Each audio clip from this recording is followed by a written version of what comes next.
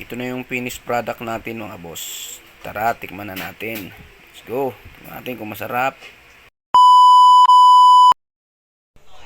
Okay mga boss. Mag-i-experimento tayo ng ulam. Experiment lang to, experiment. Hiwa tayo ng luya. Yan. Tapos sibuyas.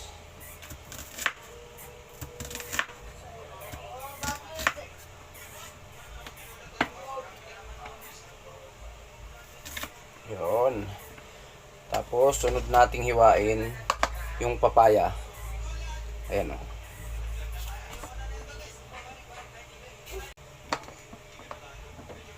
Alam niyo ba kung anong menu natin ngayon mga boss? Mag-i-experiment ako. Magtitinula ako ng tinulang buto-buto ng baboy. 'Di ba? Ngayon niyo lang narinig 'yan, no? Tinulang buto-buto. Okay? Ito yung mga sangkap natin mga boss. Siyempre dahil tinulang buto-buto, meron tayong buto-buto. Tapos sahog natin papaya, luya, sibuyas. Siyempre yung pang-asim natin dyan, kalamansi. Ayan. Okay, tara. Simulan na natin magluto.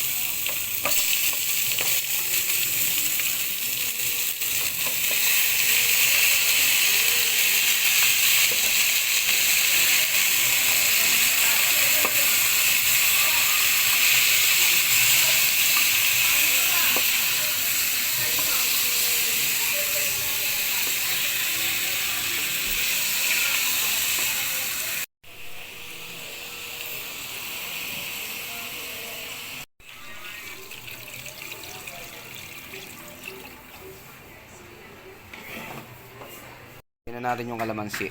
Ayan. Panghuli nating lalagay mga boss, papaya. Ayan. Lutuin lang natin ng konti yung papaya. Tapos okay na yan. Tikman na natin.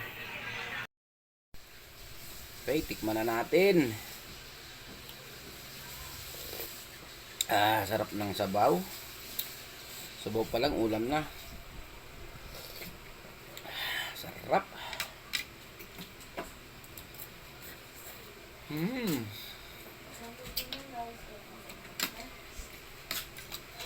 Namit ba? Namit. Sarap. Kalami.